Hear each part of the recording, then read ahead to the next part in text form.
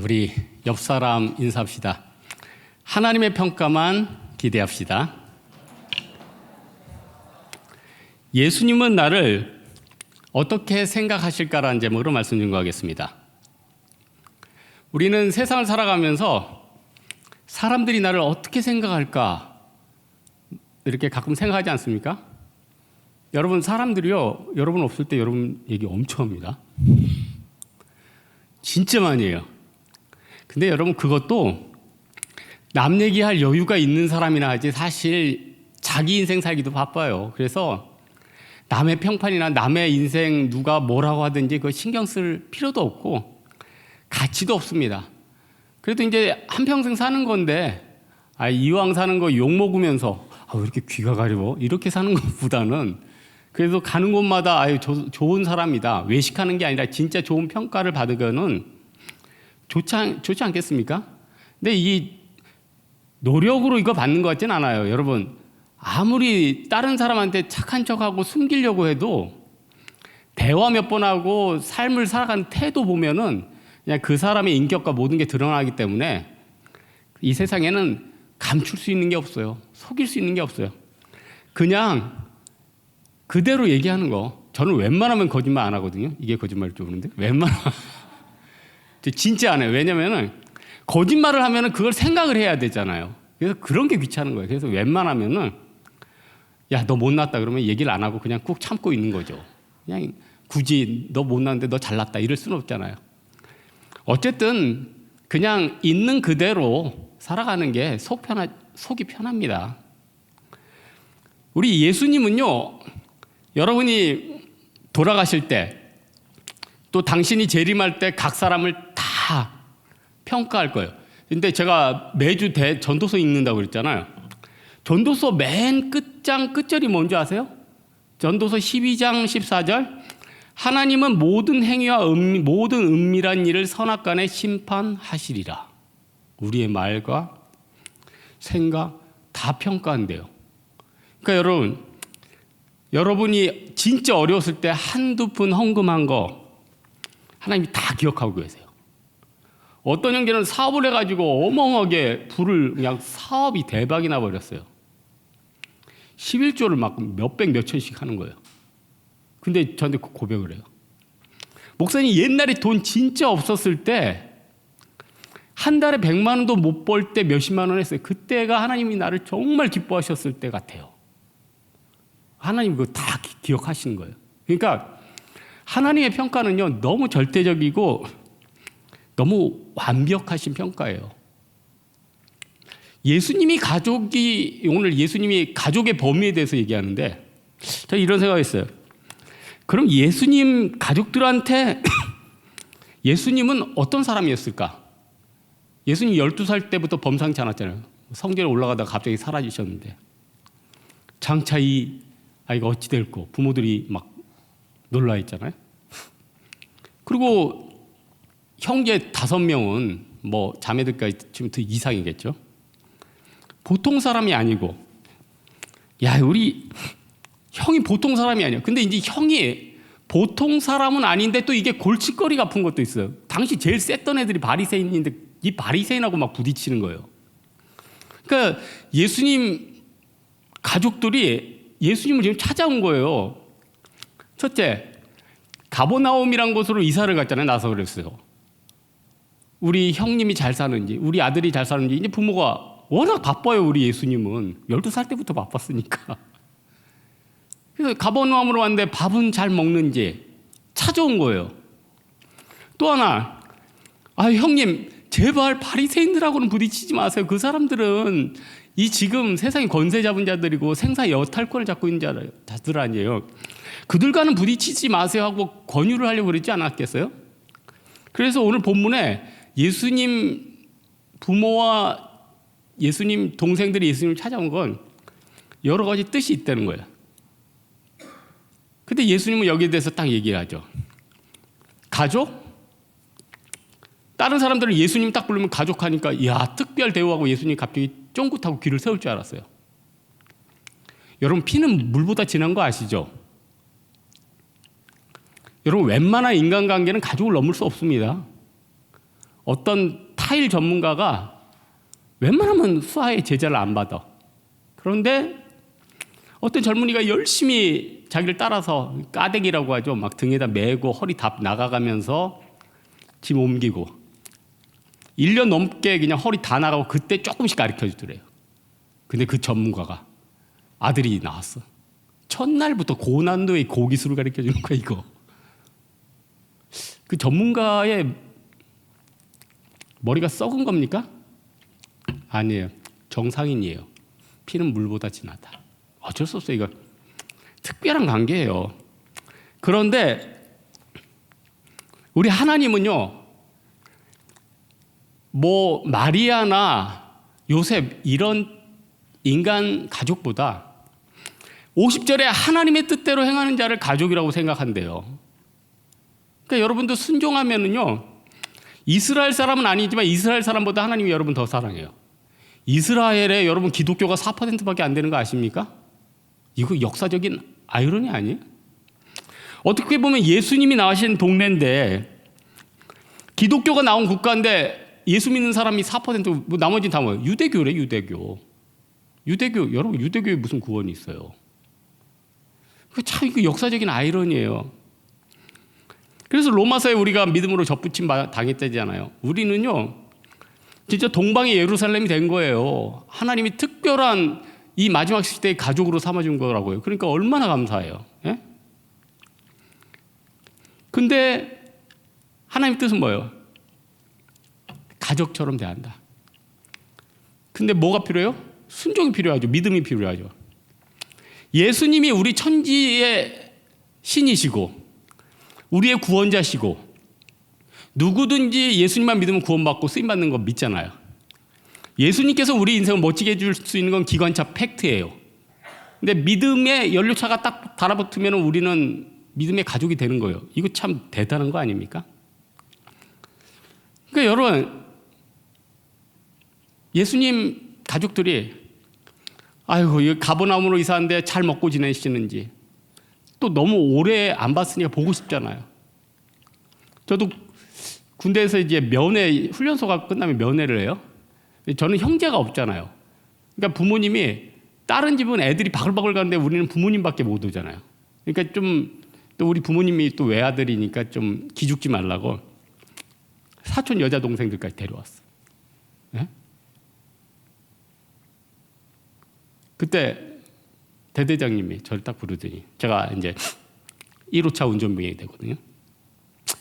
야, 너만 그때는 휴가가 없었어요. 너만 휴가가 일주일 끊어줄게. 제가 그랬죠. 아닙니다. 전우 들고 안 앉겠습니다. 저 그날 밤에 별 보면서 얼마나 울었는지 몰라. 내가 왜 내가 미쳤어 이 바보 같은 놈. 절대 그런 말 하면 안 돼요. 주면 받아야 돼요. 너무 예수님이 보고 싶어서 가족들이 찾아온 거죠. 여러분, 하나님의 뜻은 뭘까요? 우리의 거룩함 아닐까요? 예수님이 가장 부담스러운 게 뭘까요? 우리 죄 아닐까요? 그러면은 우리가 하나님의 가족이 되는 건 뭐예요? 순종하고 예수님 뜻대로 살아가는 거. 그러니까 여러분, 나이 들수록 더 순종하고 더 믿음이 더 좋아져야 돼요. 그래야지 더 자유롭지. 나이 들면 체력도 떨어져, 힘도 없어, 돈도 떨어져, 여러 가지가 약해지잖아요. 근데 나이 들면서 죄를 더 져요? 그럼 인생의 짐이 그렇게 큰데, 젊었을 때는 체력으로 버티기라도 하죠. 나이 들어서 죄짐을 어떻게 지려고 그래요? 그러니까 나이 들어서는요, 진짜 하나님과 에녹처럼 동행하면서 사는 게 과로사로 안 넘어가는 길이에요. 제가 요즘 여러 가지 이제 성도들 심적인 걸 이렇게 좀 고민하고 이제 기도하는 게 있는데, 애들부터 어른까지 그냥 마음 편한 사람은 하나도 없어요. 유치부부터 노인까지 다 내가 볼 때 정신적으로 다 피폐 있어요. 다 번아웃이에요. 유치원 애들도 번아웃 돼 있고, 노인도 번아웃 돼 있고, 다 번아웃 돼 있어요. 여러분 번아웃 증후군이 뭐예요? 자기가 체력적으로나 정신적으로 이 고갈된 거를 번아웃이라고 하는데, 그거를 처리를 못하는 걸 번아웃 증후군이라고 그래요. 처리를 못하는 거예요. 잠을 잘 수가 없어요. 피곤이 풀리지가 않아요. 괴로움과 고통이 잊혀지지가 않아요. 계속 여운이 남아서 계속 그게 자기를 공격하는 거예요. 그러니까 여러분 이런 거 있잖아요. 통장의 잔고를 딱 봤는데 영원하면은 사람이 굉장히 이게 정신적으로 절박하대요. 영원이면 감사하지. 마이너스 대출이면 더 절박하지. 네? 그러면 이제 정신적으로 이게 고갈이 되는 거예요. 정신도 마찬가지예요. 내가 모든 것을 소진해버리면은 내가 어떤 외부적인 충격에 대해서 그걸 감당을 못하는 거예요. 그러니까 이게 막 공황 상태를 일으키는 거죠. 근데 그게 영아부부터 어른까지 다 해당돼요. 초등학생부터 중고등학생까지 4명 중에 1명이 죽고 싶다는 생각을 맨날 한대. 지금 그럼 어른들이 그러죠. 너도 나랑 같구나. 어른들도 그런 생각 아니에요? 어른들은 뭐 살고 싶겠어요? 그래서 결국은 성령의 능력으로 이제 채워져야 돼요. 안에 성령으로 충만하면은 끄집어 쓸 수 있잖아요. 대처할 수 있는 능력이 있잖아요. 그래서 여러분, 예수님은 성도와의 관계를 영적인 관계로 생각한단 말이에요. 예수님, 내가 옛날에 얘기했죠. 예수님은 욕심쟁이랬죠. 왜냐? 여러분 마음이 뺏기기를 원하지 않아요. 70억 한 명 한 명이 다 본인을 향하기를 바라셔. 그러면 우리 예수님 진짜 욕심쟁이다. 우리 인간의 창조 목적이 뭔데요? 하나님 경배하는 거 아니에요? 그리고 여러분 인생을 여러분이 책임질 수 있어요? 철저히 우리 한 사람 한 사람 하나님만 바라보면서 하나님 바라보기로 이렇게 세상을 돌아가다 꼴까닥 죽은 다음에는 새 영을 입어서 계속 영광의 하나님을 찬양하면서 사는 게 가장 기쁨이에요. 이게 인간의 본질이고 가장 기쁨이에요. 마음이 청결한 사람은 하나님을 본다. 옛날에 이제 오도코 교수님이라고 그 팔복 설교를 했는데 옛날에 그 교회에 제가 한번 부흥회를 가가지고 그분 직접 책을 줬는데 그 책에 있더라고요. 팔복에 대해서 마음이 청결한 자가 하나님을 본다를 이렇게 정의를 했더라고요. 마음 가운데 두 가지를 생각하지 않고 하나님만 생각하는 사람이 하나님을 본대요. 마음속에, 그러니까 여러분 세상 사는 게 항상 두 가지를 바라봐요, 사람이. 돈이냐 하나님이냐 두 가지를 가지고 계속 갈등해. 자매들 A 오픈에 B 오픈에 다 갈등해. 형제들 이 일이냐 저 일이냐 교회 일이냐 세상 일이냐 두 가지 놓고 계속 끌어당기는 거예요. 이게 막 음과 양으로 막 싸우는 거죠. 힘들죠. 그래서 영으로 가득 차고 하나님으로 가득 찬 게 행복이고 그 사람이 하나님을 보는 거예요. 그래서 여러분 산에 가면은 이제 산삼이라는 게 있잖아요. 일반 사람들은 산삼이 옆에 있어도 모른대. 심지어는 산삼을 밟고 있어도 모른대. 신만이들은 여기서 여기 끝에 보면서 산삼에서 빛이 난대요. 쫙 찬란한 빛이 있어요. 어떤 분은 자기 아들이 저기 끝에서 들어오는데 빛이 막 있더래. 미치나 보지 않냐? 나 애들이 없으니까 모르지. 근데 부모 마음은 그렇대요. 자기 애가 저기 왔는데 그냥 빛이 쫙 나더래. 우리가 영안이 열리는 게 이거 아니에요? 하나님을 볼 수 있는 거. 빛 대신 하나님을 느낄 수 있는 거. 순도 100%로 내 안에 꽉 차 있는 거. 네? 그러나 영적이지 않은 사람은 하나님을 못 보고 따라가지도 않죠. 네? 따라가지도 않으니까 어떻게 돼요? 자기 길을 하는 거 아니에요. 그래서 평생 대부분의 사람은 바벨탑 쌓고 자기 일 하다가 꼴까닥 하고 죽는 거예요. 네? 근데 그게 결국 자기 게 되는 거예요. 하나도 자기 게 안 된다는 거죠. 예수님은 성도와의 관계를 영적인 관계로 생각했어요. 그래서 48절에 보면 누가 내 모친이며 내 동생이냐? 야, 누가 내 모친이고 내 동생들이야? 하나님의 뜻에 합당하는 자가 내 동생이고 내 모친이다. 그리고 하나님은 뭐예요? 하나님은 요한복음에 나있잖아요. 영이시라니까요. 하나님은 영이시니 예배하는 자가 영과 진리로 예배할지라. 그래서 우리는 항상 육체, 헬라어로 사륵스라고 하는데 이 사륵스보다 영에 관심을 가지고 사는 게 지혜라는 거죠. 근데 이제 영에 관심을 가지면 하나님이 육체적인 건강도 주세요. 참 신기해요. 영이 충만하니까 마음이 평안하잖아요. 그러니까 스트레스, 뭐 보니까 코티졸이라는 안 좋은 호르몬이 나온다면서요. 영적 엔돌핀으로 다 물리쳐버리는 거 아니에요. 그러니까 영이 충만하면 다른 게 다 해결이 돼요. 그리고 이 중에 몸이 특별히 아픈 데 있죠. 하나님이 여러분 그거 고치세요. 근데 그 사람의 필요에 따라 어쩔 때는 아프고 어쩔 때는 안 아프고 이게 다 돌아가는 것 같아요. 그래서 저도 생각해 보니까 그래도 저는 비교적 건강 체질이긴 해요. 그런데 잔잔바리로 하나님이 그냥 그때마다 이게 불편함을 조금씩 주십시오. 그러니까 20대 때는 제가 눈이 그렇게 아프더라고. 눈을 좀 빼가지고 어디다 씻어서 이렇게 달 꼈으면 좋겠어요. 눈이 너무너무 아픈 거예요. 눈이 아파. 눈은 좋은데 눈이 아파요. 기도했더니 30대부터는 안 아프더라고. 그래서 30대부터는 또 어디 그 아파. 어디라고 얘기를 하면 못하겠네. 하여튼 어디가 아파. 왜 웃어요? 이상한 상상 하지 마세요, 여러분. 무슨 생각을 한 거예요, 도대체? 어디가 아파. 그 30대 때 그래서 그거 아파서 불편했는데 또 없어져. 또 40대가 되니까 맨날 책상에 앉아서 또 책 보고 막 이거 많이 하니까 또 어깨가 아프더라고. 그러니까 어깨 여우는 좀 있어서 물론 이제 스스로 요즘은 스스로 재활을 하고 있죠. 하나님이 그때그때 필요할 때마다 고쳐주시고 세워주시는 거예요. 여러분 이 세상에 병의 질환이 얼마나 많은지 아세요? 수만 가지.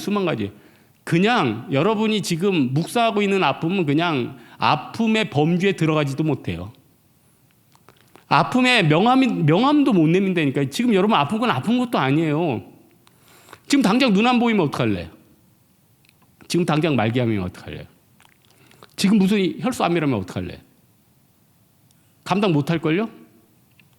그래서 우리 하나님 너무 감사하죠. 너희가 감당하지 못할 시험은 허락지 않는다.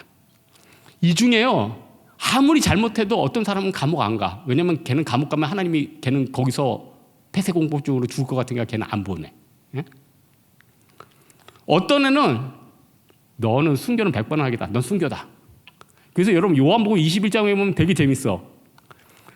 21장에 예수님께서 베드로한테 야 너는 나중에 남이 원치 않는 것으로 너를 데려갈 거고 거꾸로 십자가에 매달리는 걸 예수님이 딱 예언을 했잖아요. 근데 또 이 사람이 꼭 남에 대해서 관심이 많아요. 베드로의 가장 라이벌이 누굽니까? 예수님께서 사랑하시는 자 요한이에요. 베드로 의식 속에 항상 요한이 머리가 있어요. 맨날 저희 성 금요일 날 예수님 가슴에 기대서 막 뭐 나 예쁘죠 뭐 이러고 있고 항상 예수님 또 데리고 다니고. 그러니까 예수님이 너는 순교한다 그러니까 갑자기 베드로가 그럼 쟤는요? 예수님 뜻은 뭐예요? 요한은 순교가 아니에요. 요한은 인간 마리아를 돌봐야 되고 90세까지 넘어서 요한계시록도 써야 되고 반모섬에서 잘 살아야 돼요. 그래서 저는 느꼈죠. 나는 요한이 돼야겠다. 여러분은 베드로가 돼야겠고 나는 요한이 돼야겠다는 생각을 이 연사 다시 한번 다 틀려. 사람마다 맞게 가는 거예요. 우리 가족으로 대할 때 받는 우리 유익이 뭐예요? 온갖 특혜 좋은 거 다 주신다니까요. 아니 하나님이 이삭을 가족으로 여겼으니까 어떻게 돼요? 600km 떨어져 있는 곳에서 리브가를 탁 데려다가 탁 그 이삭 옆에다 딱 꽂아주잖아요. 여러분 공부를 잘해가지고 꼭 서울대 가는 게 중요해요? 어떤 사람은 서울대 갈 능력이 있는데 다른 밑에 대학에 갔는데 거기서 좋은 선후배를 만나고 거기서 좋은 교회를 만나고 믿음의 배우자를 만나고 그 사람이 더 풀린 거 아니에요? 그 사람이 더 은혜 있는 거 아니에요? 타이틀은 탑이야. 나머지 인생의 만남이 빌빌해요. 여러분 인생 보니까 정말 만남이 중요해요. 여러분 그 어디 통계 낸 거 봤더니 우리나라 직장을 구하는 비율이 이게 공시 시험을 보는 것보다 사람들 소개해서 뽑는 게 훨씬 많대요. 그래서 여러분 지금 어디 직장 뽑을 때 어떻게 돼요? 그 사람 SNS도 다 보고요. 그 사람 어떻게 지내는지 다 물어봐요. 다 물어봐요. 이상한 사람이면 안 되니까. 그러니까 사회가 너무 막박하니까 사람들이 멘탈들이 다 무너져 있잖아요. 그러니까 한 명 잘못 들어오면 힘든 거예요. 그러니까 여러분, 한 명이 제대로 들어오고 나가는 거에 따라 온 공동체의 분위기가 다 바뀐다면, 그 사람이 배우자요, 여러분의 며느리요, 뭐 친척이고 같이 일할 일꾼이라면 그건 어마어마한 일이죠. 그러니까 그 뭘 구해야 돼요? 믿음을 구해야 돼요. 하나님의 인도를 구해야 되는 거죠. 여러분, 가족이면요, 친밀도가 정서적으로나 육체적으로 가까운 걸 뜻하죠. 저는 우리 부모님하고 진짜 태어나서 한 번도 안 싸우다가 몇 달 전에 한 번 뭐 약간 한 번 다퉜어요. 그게 이게 그렇다고 뭐 여러분 같이 심하게 싸우진 않아요. 저 알잖아요. 아버지 나빠요. 뭐 이 정도. 근데 이게 평생 이게 부모님하고는 사실 싸운 적이 없어요. 진짜로 싸운 적이 없어요. 그러나 우리 가족의 철칙이 있어. 스킨십은 절대 안 한다. 가족끼리. 우리 어머니 손 잡아본 기억이 없어요. 태어나서. 근데 사이는 엄청 좋아. 우리 아버지 태어나서 아직까지 안 잡아본 것 같아. 근데 사이는 좋아. 여러분, 가족이 가깝다는 게 뭡니까? 물론 육체적인 것도 중요하지만은, 또 여러분, 가족은 버리고 갈 수 없는 게 가족 아니에요? 예? 뭐 복불복이라도 받아들이는 게 가족 아니에요? 그렇다면은 예수님이 나를 가족으로 삼아준다는 건 이건 엄청난 특권 아니에요. 그러니까 우리 날마다 기도해야 돼. 예수님, 나를 가족으로 삼아주셨으니까 앞으로도 계속 돌봐주세요. 예수님 뭐라 했죠? 고아와 같이 너희를 버려두지 않으리. 내가 너와 함께함이라. 굉장히 이거 복음 아니에요? 여러분, 절대로 주님이 여러분 버리지 않습니다. 여러분 주님의 가족이에요. 여러분 어려운 문제를 다 예수님께 아뢰세요. 예수님 다 해결해 주실 거예요. 물질적인 궁핍, 정신적인 고갈, 인간적인 어려움, 예수님이 다 회복시켜 주실 거예요. 우리가 필요한 게 뭡니까? 믿음이에요. 복종이에요. 헌신이에요. 예수님 말씀에 따라 순종하면서 사는 거예요. 그래서 제가 보니까 십계명, 사도신경, 주기도문, 이거는 주기적으로, 이건 목사라도 주기적으로 읽어주는 게 참 좋은 것 같아요. 그 안에 진리가 다 있어. 그냥 하나님이 인간에게 주신 최고의 선물 중에 하나예요. 여러분, 예수님은 나에 대해서 관심이 많으세요.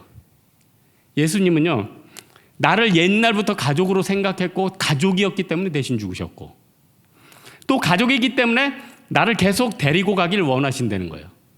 근데 우리는 자꾸 없어지지 않습니까? 자꾸 다른 길로 가지 않습니까? 다른 우상에 따라가고 있지는 않습니까? 다 깨버려야 된다는 거예요. 가족이면 가족답게 사는 게 필요하다는 것입니다. 사랑하는 우리 홍대세계 성도들, 예수님이 나를 어떻게 생각하실까? 가족으로 생각한다. 이 믿음 가지고 세상 살아가는 여러분 되기를 주님의 이름으로 축원합니다. 네. 내게 허락하신 시련을 통해